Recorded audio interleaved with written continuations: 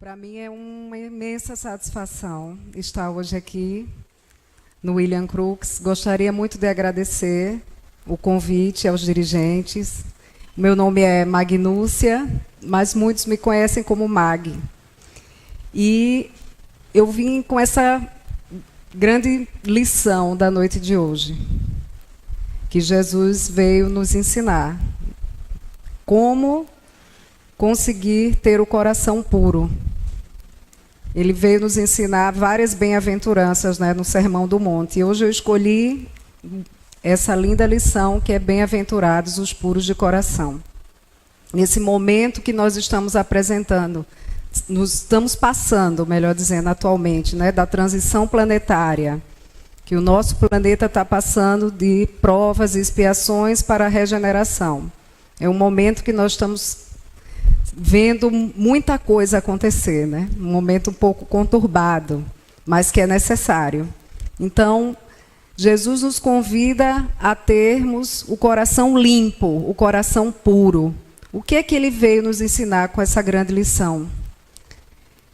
E esse capítulo, ele começa, no primeiro item, com o deixar vir a mim os pequeninos, as crianças, as criancinhas. O que Jesus quis nos ensinar com esse item, com essa primeira lição? E ele diz: bem-aventurados os puros de coração, os limpos de coração, porque verão a Deus. Só quando conquistarmos a pureza de coração é que veremos a Deus. Esse convite que ele nos faz é o convite de atingirmos a perfeição relativa. E como conseguiremos esse progresso, esse adiantamento moral? E aí ele vai nos ensinando, dando os passos.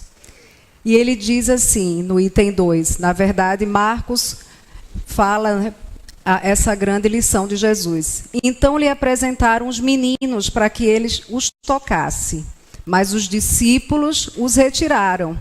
E vendo Jesus, o que eles tinham feito, ele retrucou e falou: deixai vir a mim os pequeninos, e não os embaraceis, porque o reino de Deus é daqueles que se lhes assemelham.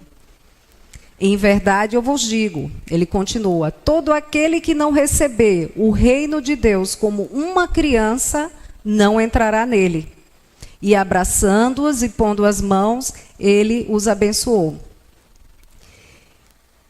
E ele coloca que a pureza de coração, ela é inseparável da simplicidade e da humildade. Por isso que ele traz a criança, que ele já havia falado anteriormente da humildade, tendo o símbolo da criança como símbolo da humildade. Então, ser puro, para conseguirmos a pureza do coração, nós temos que atingir a humildade e a simplicidade. E excluir, ele fala, todo pensamento de egoísmo e de orgulho. Quem já não, né, se deparou com uma criança que, ao receber uma bronca dos pais, ela fica meio chorosa, mas rapidamente ela chega para os pais novamente, beijando, abraçando. Quem não é pai e mãe, mas é tio, tia, educador, já deve ter se deparado com um sentimento, com uma cena dessas. Então, ela é totalmente desprovida de orgulho, de egoísmo, de vaidade. Já não acontece o mesmo conosco. Se recebemos uma crítica, uma puxão de orelhas, alguma coisa assim, ficamos melindrosos. Né? Temos muito orgulho ainda. Achamos que não podemos também errar. Já as crianças não, elas têm essa simplicidade, essa humildade. E é isso que Jesus vem nos dizer. Ela exclui todo o pensamento de egoísmo e de orgulho. É por isso que Jesus toma a infância como um símbolo da pureza. E mais uma vez ele diz, essa comparação ela podia ser injusta, se a gente considera que a criança também é um espírito milenar. É um espírito que traz consigo várias existências anteriores. Mas ele diz que, ao renascer, né, na verdade, quando a criança renasce, ela traz todas essas imperfeições que ela não se livrou ainda. Mas nós vamos ver que o momento da infância, essas imperfeições, essas más inclinações, elas estão em estado latente. Ainda não se desenvolveram. E ele continua, somente um espírito que chegou à perfeição pode nos dar o modelo de pureza. E quem é esse espírito que nós conhecemos? Esse modelo de pureza, sem dúvida, é o nosso mestre, irmão maior, Jesus de Nazaré. Só ele. Ele é o espírito que nós temos como modelo e guia. Né? Já temos a pergunta 625, que o egrégio codificador Allan Kardec faz. Qual é o modelo e guia mais perfeito que Deus nos ofereceu? Um símbolo de pureza de coração. Jesus. Jesus de Nazaré. E ele coloca que esse ponto de vista da vida presente, muitas vezes a gente pensa que a criança não poderia ser vista como um modelo, porque ela traz essas imperfeições. Mas ela tem, nesse momento da infância, inocência, candura, e por esse motivo ele dá a criança como símbolo de pureza. Mas não a criança em si, mas aqueles que se lhes assemelham. Ele coloca bem aqui. Não, o reino de Deus não é para as crianças, exatamente, literalmente falando, mas sim para aqueles que se lhes assemelham. Isso ele deixou bem claro. Mas se o espírito da criança ele já viveu, né, o que a gente disse anteriormente. E por que ele não se apresenta como é, já ao nascer? Então, a sabedoria divina, né, ela coloca que a criança necessita de cuidados, de mais solicitude dos pais. Por esse motivo, ela dormita todas aquelas características que poderiam ser rudes, e aí assustariam seus pais. Então, nada é por acaso. A sabedoria divina coloca, então, a ingenuidade, a fragilidade. E para a mãe, quem é mãe sabe, todo filho é um anjo. Mesmo aqueles que já não são tão crianças, a gente sempre defende, a gente sempre coloca que os nossos filhos não são tão errados assim, não são tão imperfeitos, é da mãe mesmo. E se não fosse assim, a gente não podia tratá-lo tão bem, com tanta abnegação, tanto amor. Tanto é que o amor de mãe é conhecido, né, como um dos maiores, os mais fortes. Né? E ele coloca aqui. Por esse motivo, esse caráter viril, as ideias do adulto, elas ficam em estado latente. A gente não sabe nem o passado daquela criança, que muitas vezes a gente abraça um desafeto, né, como filho. Mas tudo isso é esquecido. E como esse tema é importante, eu quis trazer o que significa, então, contextualizar o que significa essa pureza. Puro. O que é ter um comportamento puro? O que é ser puro? Né? Um comportamento puro, no significado espiritual, seria assim, um comportamento manifestado por pensamentos, atitudes puras e sinceras, no relacionamento tanto com Deus quanto com o próximo. Então, todo aquele que mantém pensamentos, que cultiva bons pensamentos, atitudes sinceras, boas atitudes para com o próximo, boas ações, esse, a gente pode dizer, esse irmão tem um comportamento mais puro, tem uma pureza de coração. A gente encontra também pureza como sinônimo de perfeição. Por isso que Jesus diz lá no início, bem-aventurados os que têm puro coração, porque verão a Deus. Então, aquele que atinge a pureza de coração é aquele que está chegando mais próximo à perfeição relativa. Um dia todos nós seremos anjos, do átomo ao arcanjo. Então, nós vamos galgando, né, devagarinho, paulatinamente, os degraus para chegarmos à perfeição. E isso, a perfeição,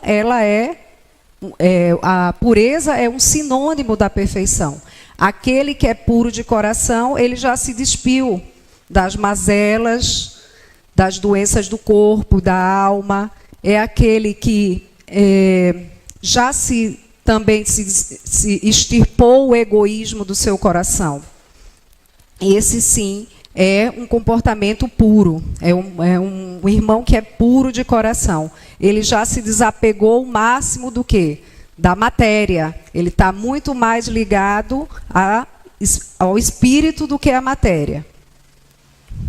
No caso do coração, por que Jesus usa o coração como símbolo, né? Bem-aventurados os puros de coração.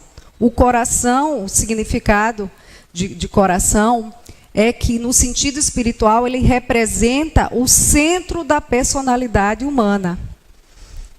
Ele passa a ser a sede, a nossa sede dos pensamentos, dos sentimentos, dos propósitos e atitudes. Então, por esse motivo, ele coloca o coração como centro. É nele que se cria todo pensamento, toda atitude e ação. Começa em nosso coração. No desenrolar da nossa noite de hoje, a gente vai ver muito mais, né, especificamente o que ele quis, por que ele usou a pureza de coração. O livro dos Espíritos também vem nos embasar com relação por que Jesus usa, né, a criança como esse símbolo. E Kardec fez várias perguntas a respeito sobre a infância. A 379 ele pergunta: o espírito que anima o corpo de uma criança é tão desenvolvido quanto de um adulto? E a equipe do Espírito de Verdade, né, os espíritos superiores respondem: pode até ser mais desenvolvido, se progrediu moralmente mais. O que a gente vê apenas é uma imperfeição dos órgãos na criança. Ele age, então, mais, vamos dizer, um pouco mais discretamente por conta dessas imperfeições dos órgãos. Ele não pode se manifestar totalmente por conta dos seus instrumentos que eles ainda estão imperfeitos. O espírito na 382, encarnado, ele sofre durante a infância por conta dessas imperfeições dos seus órgãos, na 382. E a equipe de espíritos superiores, eles respondem: não, esse é um estado que é necessário, esse momento dessa imperfeição dos seus órgãos é da providência de Deus. E não há nenhum problema com essa imperfeição. É um tempo, na verdade, de repouso, onde dormita o espírito, esse momento em que os órgãos estão imperfeitos e ele ainda não pode se manifestar totalmente. Na 383, Kardec pergunta qual é a utilidade, então, dos espíritos passarem pela infância. E a espiritualidade, os espíritos respondem: o espírito encarnado passa pela infância para poder se aperfeiçoar, por conta do seu adiantamento moral. É na infância que ele pode, o espírito estando mais flexível às impressões dos seus pais, dos seus educadores. Então, ele está mais flexível, às impressões, a tudo que ele puder, né, aprender. É nesse momento que os pais devem, inclusive, até os 7 anos, em algumas obras, inclusive de André Luiz, é o momento em que deve se podar a criança, né, aparar essas más inclinações. Quem não já viu, né, uma ou outra má inclinação, alguma coisinha de uma criança ainda em tenra idade? Porque a maioria é muito dócil, ingênua, né, mas tem umas que já mostram realmente por que veio. Mas qual é, então, a grande função, né, dos pais e educadores? Ir podando. É nesse momento, e é por isso que o espírito passa pela infância, para que ele seja podado, essas más inclinações. De onde vem, então, a mudança que ocorre quando ele sai, né, da infância e já começa a entrar na adolescência, e saindo da adolescência para a fase adulta, ele começa a mudar. Muda e muito. Quem é pai, educador aqui sabe. O que acontece? Então, Kardec, muito sábio, perguntou à equipe, né? E eles responderam: é o espírito que retoma, então, a sua natureza. E mostra-se como é, na verdade. Acabou aquele tempo, né, que ele ouvia os conselhos, que a gente conseguia domar essas más inclinações. E é por isso que a maioria, né, dos jovens são um pouco, né, mais revoltados, e é nesse momento que começam os grandes conflitos, né, familiares. Mas isso não é à toa. Nós não conhecemos o segredo que escondem as crianças. Por trás da inocência, da candura, a gente não sabe o que foi. Isso não é por acaso. É realmente proposital. Porque, por esse motivo, o amor das mães pelos filhos é realmente considerado o maior que existe. Mas tudo isso é sabedoria divina. Na 385, não é, ele continua, né, comentando que não é por elas que isso acontece apenas, é pelos pais também. Então, se nós conhecêssemos todas as características rudes, viris daquele espírito, as mães iam ficar um pouco assustadas, né? E não dariam todo o amor necessário. E é por isso que esse amor, né, não se enfraquece, porque nesse momento elas se parecem bem boas, dóceis, e por isso recebem toda a nossa afeição e todo o nosso cuidado. Mais uma vez comentando, Kardec diz que a infância tem outra utilidade. Eles entram na vida, a gente já até comentou, para se aperfeiçoar e para se melhorar. E por isso que eles ficam mais flexíveis e acessíveis aos conselhos. Essa é a grande utilidade de passar pela infância. A gente viu no início que a pureza de coração, ela é, né, uma característica, principal é a simplicidade e a humildade. E ela exclui todo o pensamento de egoísmo e orgulho, lembram? Então, desde a pergunta 785... Kardec pergunta qual é o grande obstáculo para o progresso moral. Qual o grande obstáculo para nós entrarmos realmente, vermos a Deus, progredirmos e chegarmos à perfeição relativa? E a espiritualidade responde, o egoísmo e o orgulho. Mais uma vez, na 913, Kardec faz novamente a pergunta, dentre os vícios, qual é o considerado mais radical? E a espiritualidade já estava um pouco brava, ó. Já dissemos inúmeras vezes, ela diz, o egoísmo. Mais uma vez a espiritualidade, a equipe responde. Do egoísmo deriva todos os males.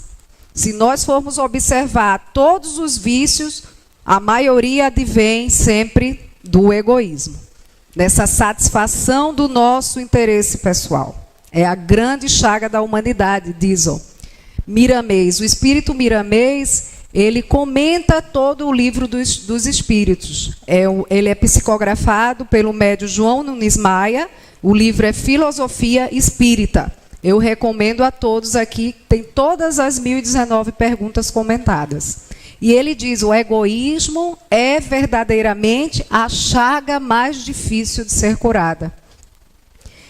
No seio da sociedade, ela gera todas as inferioridades. Ela vai de encontro com a justiça, com o amor e com a caridade. Encontra-se na profundeza das almas, inspirando para todos os tipos de mal que se possa imaginar. Vocês vejam realmente o quanto é difícil se ter o coração puro, né? E ele pergunta aqui, quem deseja, ele continua, melhor dizendo, Miramês, quem deseja crescer, progredir na espiritualidade maior, deve combater o orgulho e o egoísmo em todas as suas raízes, buscando arrancá-los na sua profundidade. Muito profundo esse comentário de Miramês. E vendo isso, né, como o egoísmo é tão difícil, né, essa chaga da humanidade, ele pergunta se nós um dia vamos conseguir extirpá-lo do nosso coração. E a equipe responde de espíritos superiores, à medida que os homens se instruem, ou seja, à medida que nós adquirimos inteligência, compreensão do bem e do mal, e menos valor nós dermos às coisas materiais e mais valor às coisas morais e espirituais. É só dessa maneira que nós vamos conseguir extirpar o egoísmo do nosso coração. E Miramês continua comentando agora, 914. Diz que todo egoísta é um sofredor. ele desarmoniza as fibras mais íntimas do seu coração. Olha lá como está bem ligado, né, o egoísmo ao coração. Ele se desarmoniza, se desequilibra todo. Destrói todas as possibilidades da alma ser útil. E ele termina aqui. Todos os egoístas são sofredores e padecem sempre de enfermidades espirituais. E eu ainda complemento, e enfermidades físicas, né? Porque do perispírito vai ao corpo físico, vai muito mais além. Pelas nossas ações do dia a dia, a gente sabe se temos ainda, claro, todos nós aqui, imperfeitos que somos, a gente sabe se autoconhecer através do conhece-te a ti mesmo, avaliarmos todos os dias, como fazia Santo Agostinho, interrogarmos a nossa consciência, né, na pergunta 919A, e perguntar, será que eu estou, né, satisfazendo apenas o meu interesse pessoal, ou eu estou pensando no meu vizinho, na minha família, naquele irmão que está passando na rua? Então, é para nós realmente pensarmos. O egoísta sempre deseja tudo de bom só para ele e para os seus também. Se nós queremos nos livrar do egoísmo, a renúncia é o caminho. E a renúncia, e ele vai mais além, procurarmos nos unirmos a Jesus. Jesus também é o caminho para extirparmos o egoísmo do nosso coração. De todas as imperfeições humanas, meus irmãos, o egoísmo, ele é o mais difícil de se desenraizar. É a 917. Qual é o meio de destruirmos o egoísmo no nosso coração? É o mais difícil. Mas enquanto o homem se deixar influenciar cada vez mais pelo material, mais difícil será realmente extirpá-lo do nosso coração. Mas cada vez que nós dermos mais prioridades à nossa vida moral, à nossa vida espiritual, nós então vamos conseguir finalmente destruir o egoísmo no nosso coração. É o que diz a pergunta 917. Daí ficou bem claro, né, o exemplo que Jesus nos deu. Tudo que exclui, né, esse pensamento, o egoísmo e o orgulho, está longe de sermos puros, de sermos simples e de sermos humildes. Nessa lição também, no capítulo 8, nós temos o item que fala do pecado por pensamento e adultério. Nesse item ele começa, né, falando principalmente do que os antigos já diziam, né, na lei de Moisés: não cometereis adultério. Ele começa assim. E ele coloca que todas as vezes que o homem, até em pensamento ou até no coração, ou seja, não realizou ainda, só no coração ele já deseja outra mulher, cobiça outra mulher, ele já cometeu uma falha, um equívoco, um pecado. Então, o mais interessante desse é enfatizar nessa lição, não é apenas o que ele quis dizer, não é apenas o adultério em relação à relação homem-mulher. Esse sentido de adultério é bem amplo no Evangelho. Ele quer dizer adultério, toda aquela ação. Muitas vezes a gente pensa que adultério é somente a relação entre, né, de equívocos entre homem e mulher. Mas todas as vezes que nós adulteramos uma vaga no estacionamento, todas as vezes que adulteramos uma fila, todas as vezes que nós adulteramos um resultado de um concurso, um resultado de das contas no nosso trabalho, tudo isso é adultério. Então ele vai bem ampliando esse leque do que é o adultério, não colocando apenas a relação entre homem e mulher, mas vai muito mais além. E o mais bonito ainda desse item, ele vai ser falado nos itens 5, 6 e 7, é a questão do pecado por pensamento, o equívoco por pensamento. Então, muito interessante que ele coloca o seguinte: quando nós nem pensamos no mal, nós atingimos o nosso progresso moral. Quando nem pensamos no mal.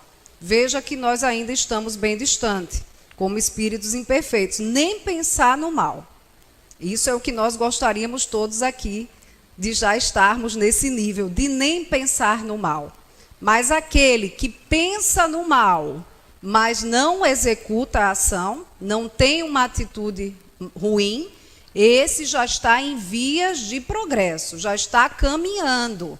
É o que todos nós aqui já estamos também fazendo. Já estamos, pensa no mal, mas não executa. E aquele irmão que ainda está na retaguarda, aquele espírito mais recalcitrante, é aquele que pensa no mal e executa. E nós ainda temos um irmão que pensa no mal e não executa porque não teve a oportunidade de fazer o mal. Esse irmão também está na retaguarda. Ainda estamos na retaguarda, ainda estamos, renitentes a evoluir, a progredir, quando nós ainda estamos nos comportando dessa maneira. Pensamos no mal, mas por falta de oportunidade não executamos. Então, é bem interessante essa lição para que nós possamos reflexionar por que Jesus, então, nos convida a ter bons pensamentos, boas atitudes e boas ações. Porque somente assim nós iremos realmente limpar o nosso coração. Então, mais uma vez, ele coloca, para chegarmos à pureza no coração, nós devemos excluir todos os maus pensamentos. E vocês vejam que o pensamento é meio complicado. Vocês sabem que na pergunta 459, Kardec pergunta à espiritualidade, à equipe do Espírito de Verdade, se os espíritos influenciam os nossos pensamentos. Vocês lembram dessa pergunta? E a espiritualidade responde, muito mais do que imaginam. Eles, além de influenciam tanto que muitas vezes nós não sabemos se é o nosso pensamento, é a nossa vontade ou é a dos espíritos. E aí abre uma reflexão muito maior com relação às obsessões, à influenciação, à fascinação, à subjugação, chegando a ter, nós nos transformarmos em marionetes dos espíritos inferiores. Então é para que nós realmente tenhamos cuidado com os nossos pensamentos. Cuidar com os pensamentos, porque na 833 ainda coloca que há no homem qualquer coisa que escape a todo constrangimento, que goze de uma liberdade absoluta, meus irmãos. Olha que pelo pensamento é que o homem goza de uma liberdade sem limites. Vejam bem, a gente não consegue, o nosso pensamento é livre. Nós podemos pensar o que nós quisermos, mas podemos resistir aos maus pensamentos. Nós podemos sim resistir. Aqui ele diz, podemos impedir a sua manifestação. É uma forma de resistir aos maus pensamentos, mas não conseguimos aniquilá-lo. Então, por isso, meus irmãos, mais uma vez, o orai e vigiai, constante. Porque o pensamento, ele é livre. Ele goza de liberdade absoluta. E mais na 834, o homem é responsável pelo seu pensamento? Então, é responsável, sim, perante Deus. Nós podemos até ter os maus pensamentos, não executar, e a nossa família não ficar sabendo, nosso irmão, nosso marido, mas Deus vê tudo. Perante Deus, nós não podemos fingir, nós não podemos enganar. Deus pode conhecê-lo, condená-lo, absolvê-lo, segundo a sua justiça. Então, Deus sabe tudo, Deus vê tudo, portanto, oremos e vigiemos os nossos pensamentos, meus irmãos. Nesse capítulo também, no capítulo 8, nós temos também esse item, o item 8, que fala da verdadeira pureza, mãos não lavadas. Essa parábola também é bem instrutiva e importante interpretá-la aqui para vocês. O que Jesus quis dizer, dessa verdadeira pureza, mãos não lavadas? Ela começa justamente quando os escribas e os fariseus procuram Jesus para falar que os seus discípulos sentaram-se à mesa, mas não lavaram as mãos. E em Jesus é então inquirido por que isso. E aí Jesus diz: ouvi e entendei, não é o que entra pela boca que faz imundo o homem, mas sim o que sai da boca é o que faz imundo o homem. Nesse capítulo é bem interessante que no momento em que Jesus vai também à casa do fariseu, e ele se senta para jantar com o fariseu, ele também não lava as mãos. E o fariseu tem exatamente assim na passagem. O fariseu pensou, mas ele não lavou as mãos para se jantar. Ele pensou.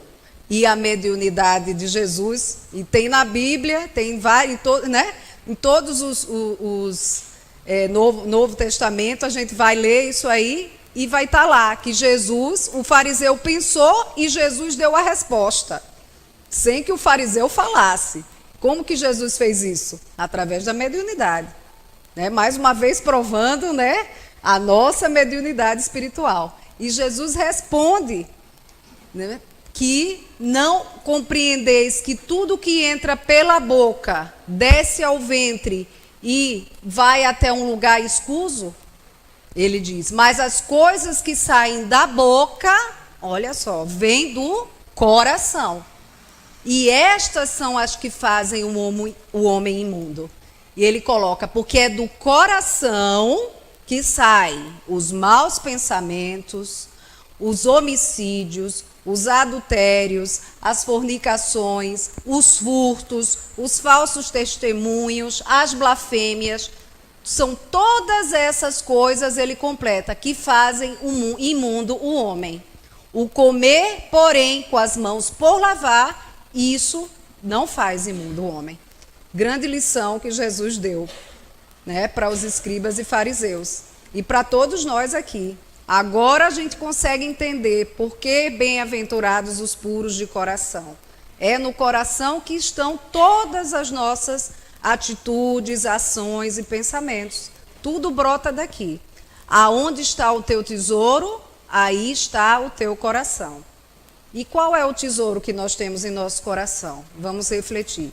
É o tesouro moral, espiritual, ou são os tesouros materiais? Será que nós ainda estamos tão apegados no terra a terra ainda? Como é que está o nosso coração? Vamos agora refletir e tentar colocar uma lupa aqui no nosso coração. Tentar fazer o que, na pergunta 919, Kardec ouviu, o conhece-te a ti mesmo. Um sábio da antiguidade já falou disse, conhece-te a ti mesmo.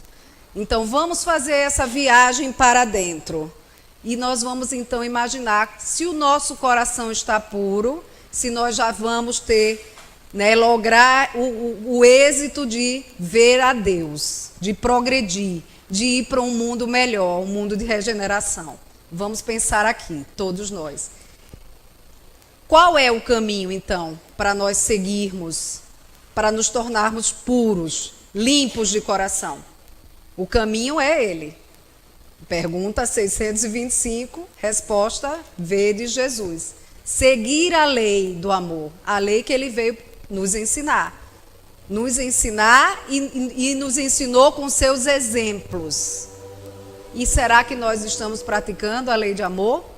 Amar a Deus sobre todas as coisas, ao próximo como a si mesmo. Fazer aos outros aquilo que gostaríamos que nos fizessem. E aí, será que nós estamos seguindo esse caminho, a verdade e a vida que é Jesus? Assim nós vamos conseguir o coração puro. Nesse mesmo capítulo, no capítulo 8, João Evangelista também fala nas instruções dos Espíritos, que o caminho para a pureza de coração é seguir o quê? O amor e a caridade. É seguir os passos de Jesus. É seguir a lei de amor e praticar esse amor, colocar esse amor em ação, que é a verdadeira caridade. Colocar esse amor em ação. Na pergunta 886, Kardec pergunta à espiritualidade qual é o sentido da caridade, A caridade moral, essa mais importante ainda que a material. ser bondoso, benevolente para com todos, sem distinção. Indulgente, tolerante para com as faltas alheias, ou seja, nos desprovermos de todo orgulho e vaidade, porque a gente começa a ver que o nosso irmão, ele pode errar, ele é falho, ele é imperfeito, da mesma maneira que eu sou. Indulgente para com as faltas alheias e perdoar infinitamente. Perdoar sem distinção. Eu coloco também, além desse capítulo, né, desses itens, ainda vai se falar também sobre o escândalo e o bem-aventurados quem tem os olhos fechados. Mas eu vou me deter um pouquinho, vou parar por aqui e começar a comentar mais sobre esses itens que eu já falei aqui hoje. E vou falar para vocês de uma obra muito interessante, indicar, que se chama O Código do Monte, que é do Dr. Sérgio Lopes, que é um psiquiatra espírita, e está sempre presente na maioria dos congressos espíritas, tanto médicos como também congressos não médicos. E ele tem um livro que ele vai comentando cada bem-aventurança de Jesus e fazendo uma associação com uma virtude. Então eu trouxe aqui, ele fala do bem-aventurados os aflitos. Qual é a virtude do aflito? É a resignação. E qual é a virtude dos puros de coração? Aí ele coloca como sendo a espontaneidade. Então, muitas vezes nesse capítulo a gente vai ver, quando Jesus fala com os escribas e fariseus, ele diz para eles assim: vocês se preocupam muito com o exterior, mas e o interior? Né? Sepulcros caiados por fora e podres por dentro. Então, a virtude que ele coloca associada aos puros de coração é a virtude da espontaneidade. A espontaneidade que está presente também nas crianças. Não é a espontaneidade de falar o que quer para magoar. Não é esse tipo. É a espontaneidade da sinceridade, da simplicidade, da humildade, que ele quer dizer. Esse livro, além de falar das virtudes, de fazer esse link das virtudes com as bem-aventuranças, ele também faz o link com relação aos chakras. Veja que interessante. Então, nesse item, nessa bem-aventurança, bem-aventurados os puros de coração, ele fala do chakra laríngeo. Veja como tem tudo a ver. A gente viu Jesus falar, não é o que entra pela boca, mas sim o que sai pela boca. Vocês vejam por onde que entra e sai também o quê? A nossa voz. É o chakra laríngeo, que ele relaciona com a bem-aventurança, bem-aventurados os puros de coração. Então a gente já pode imaginar que quando nós não pensamos bem, podemos agir, ter atitudes ruins, e isso pode lesar o nosso chakra laríngeo. Então, algumas enfermidades podem advir disso. Né? Então, a enfermidade espiritual passa a se manifestar no corpo físico, através do chakra laríngeo.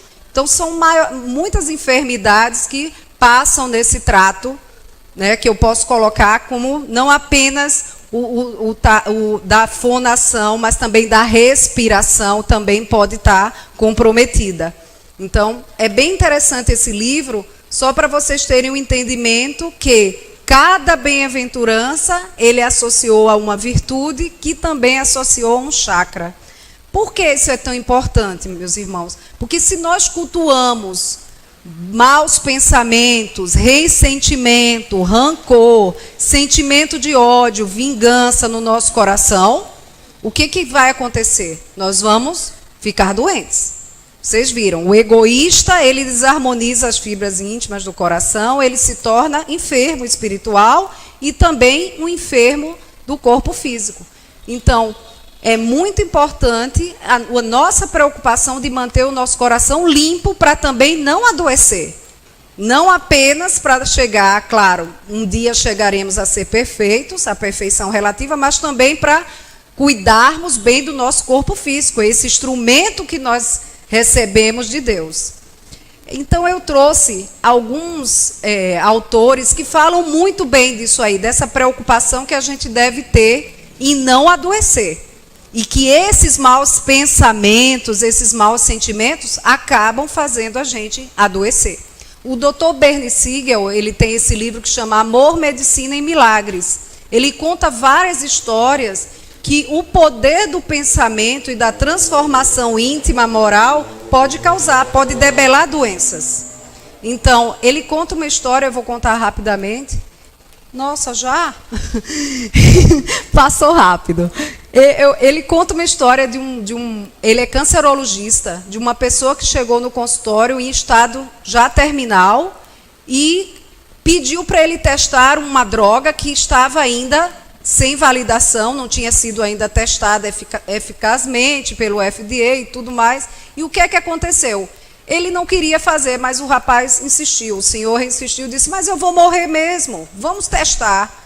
Ele fez o teste. Quando ele achava que ia voltar e encontrar o senhor já desencarnado, ele estava feliz da vida, serelepe na enfermaria, e ele não entendeu aquilo. Semanas depois, um mês depois, ele refez os exames, tinha sumido todos os tumores. Ele ficou impressionado com aquilo. E ele foi embora, teve alta. Depois de 6 meses, completamente curado, apareceu uma reportagem falando mal do remédio. Quando ele ouve a reportagem, volta para o consultório arrasado. Então, o câncer volta novamente.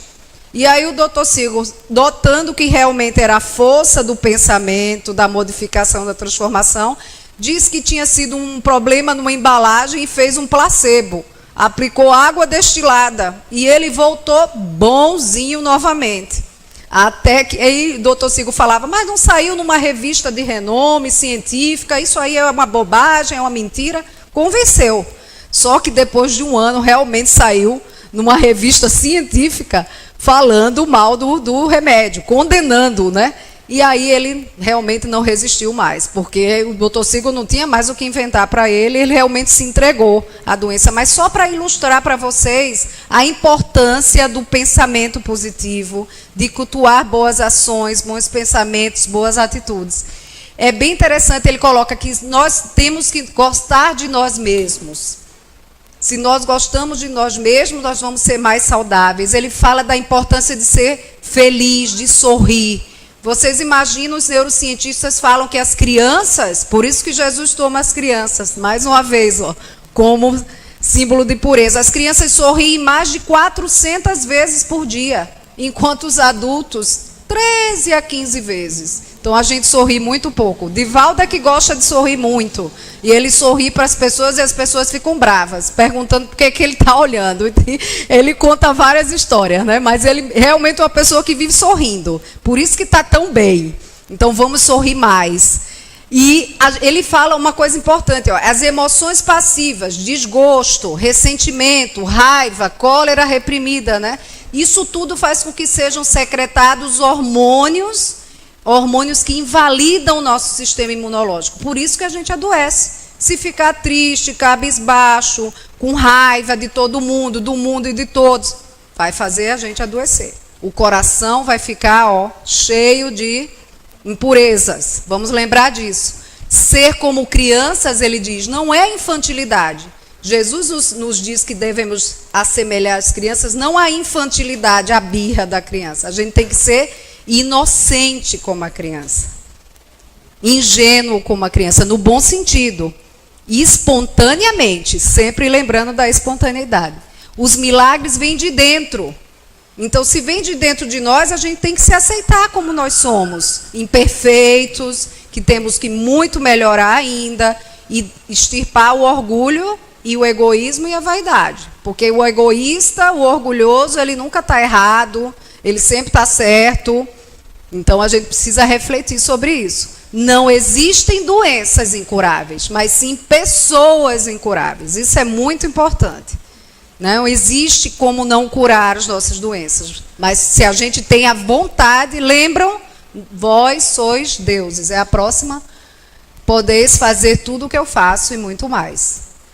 Aqui, rapidamente, é só o doutor Deepak Chopra. É outro doutor tem várias obras que mostram como a gente pode melhorar e ficar bem e ter saúde por pensamentos positivos, por transformação, reforma íntima. Nada mais é do que a transformação moral que a gente fala todo dia na casa espírita.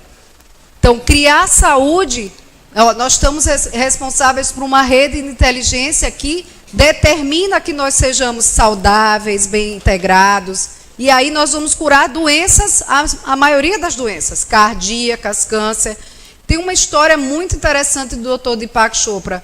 Ele foi operar uma senhora que estava com câncer nas vias biliares. Abriu, não conseguiu mais fazer nada, chamou a filha dela e disse, olha, você vai ter que contar à sua mãe que ela não tem muito tempo de vida. Ele falou, não conte, doutor, porque eu conheço a minha mãe. Em uma semana ela falece. E ele prontamente atendeu. Quando foi 1 ano depois que ele está no supermercado, ele encontra a senhora. Ele quase assustou, achou que estava vendo espírito, né? Ele falou. Aí ela, mas doutor, que maravilha, depois que você operou minhas vias biliares, eu fiquei ótima, eu estou muito bem, minha vida mudou, eu vivo sorrindo, agora eu sou alegre, não reclamo mais de nada, a minha vida... Ele ficou impressionado. O que foi aquela transformação? Então, nós podemos, não existe doenças incuráveis, mas sim pessoas incuráveis, né? Mais uma vez lembrando. Porque nós somos deuses, né? Nós somos deuses, temos a centelha divina dentro de nós. Por que não podemos nos autocurar, então? É uma questão de pensamento. Vamos pensar em melhorar, em fazer o bem, em ter boas atitudes, que a gente pode se curar. E Kardec disse, um dia a ciência e a religião vão andar de mãos dadas. Olha como está acontecendo. Já encontraram o ponto de Deus no cérebro. Esses 2 neurocientistas californianos, quer dizer, um é canadense e um é indiano, o Dr. Ramachandran, mas ambos estão na Universidade da Califórnia, eles pesquisando cérebros de epiléticos encontraram um ponto luminoso entre os 2 hemisférios e chamaram ponto de Deus no cérebro. Então, o próprio Michael Pesseker, o Dr. Márcio Ber, foi o cobaia, através de PET, né, emissões, tomografia por emissão de pósitron, ele fez a tomografia e todas as vezes que o Dr. Ramachandran falava, né, as figuras crísticas até indianas, Krishna, Buda, saia falando, Jesus Cristo, esse ponto acendia. E quando ele falava uma palavra aleatória, não acontecia nada. Então, eles, né, acharam o ponto de Deus no cérebro, coisa que a gente já sabia, né, que Deus está em nós. Nós já sabíamos, os espíritas, mas a ciência está chegando lá. Dr. Dean Hammer também, esse biólogo americano, achou o gene de Deus, o VMAT2. Todos nós temos o gene de Deus. Vocês vejam que a ciência está chegando lá, mas a doutrina dos espíritos já vinha falando há muito tempo. Então, eu vou terminar com essa linda mensagem de Emmanuel, no livro Religiões dos Espíritos, para que nós possamos refletir sobre a lição da noite de hoje. Se purificares o coração, identificarás a presença de Deus em toda parte, compreendendo que a esperança do Criador não esmorece em criatura alguma. Bem-aventurados os puros de coração, porque verão a Deus. E Emmanuel começa, estudando a palavra do Mestre Divino, recordemos que, no mundo até hoje, não existiu ninguém quanto ele, com tanta pureza na própria alma. Ele é o maior exemplo de pureza. Cabe-nos, pois, lembrar como Jesus via no caminho da vida, para reconhecermos com segurança que, embora na terra, sabia encontrar a presença divina em todas as situações e em todas as criaturas. Mesmo aqui, nesse planeta, onde a gente ainda passa por tanta miséria, ele conseguia ver a presença divina. Vamos ver como, gente. Para muita gente, a manjedoura era um lugar desprezível. Entretanto, ele via Deus na humildade com que a natureza lhe oferecia materno colo e transformou a estrebaria num poema de excelsa beleza. Um exemplo de simplicidade e humildade. Para muita gente, Maria de Magdala era mulher sem qualquer valor. pela condição de obsidiada em que se mostrava na vida pública. No entanto, ele via Deus naquele coração feminino, ralado de sofrimento, e converteu-a em mensageira da celeste ressurreição. História linda, todos aqui conhecem que Maria de Magdala passou a seguir Jesus. Para muita gente, Simão Pedro era um homem rude e inconstante, indigno de maior consideração. Contudo, ele via Deus no espírito atribulado do pescador semi-analfabeto, que o povo menosprezava, e transmutou-o em paradigma de fé cristã para todos os séculos. Passou de pescador de peixes a pescador de homens. Para muita gente, Judas era negociante de expressão suspeita, capaz de astuciosos ardis em louvor de si mesmo. No entanto, ele via Deus na alma inquieta do companheiro que os outros menoscabavam, e estendeu-lhe os braços amigos até o fim da penosa deserção a que o discípulo distraído se entregou invigilante. Para muita gente, Saulo de Tarso era guardião intransigente da lei antiga, vaidoso e perverso na defesa dos próprios caprichos. Contudo, ele via Deus naquele espírito atormentado e procurou-o pessoalmente para confiar-lhe embaixada importante. Quem não sabe nem lembra da conversão de Saulo de Tarso, né? Um cruel perseguidor dos cristãos que passou a ter, não sou eu mais quem vivo, é Cristo que vive em mim. Foi uma conversão magnífica. Se purificares assim o coração, identificarás a presença de Deus em toda parte, compreendendo que a esperança do Criador não esmorece em criatura alguma, e perceberás que a maldade e o crime são apenas espinheiro e lama, que envolve o campo da alma, o brilhante divino que virá fatalmente à luz. E aprendendo, e servindo, e ajudando e amando, passarás na terra por mensagem incessante de amor, ensinando os homens que te rodeiam a converter o charco em berço de pão, e a entender que mesmo nas profundezas do pântano podem surgir lírios perfumados e puros para exaltar a glória de Deus. Meus irmãos, o caminho é seguir Jesus, é ter essa pureza no olhar, no ver, é entender que os nossos irmãos têm virtudes e têm defeitos, assim como nós. Passamos assim a compartilhar essa intenção de purificar e de limpar os nossos corações. Muito obrigada.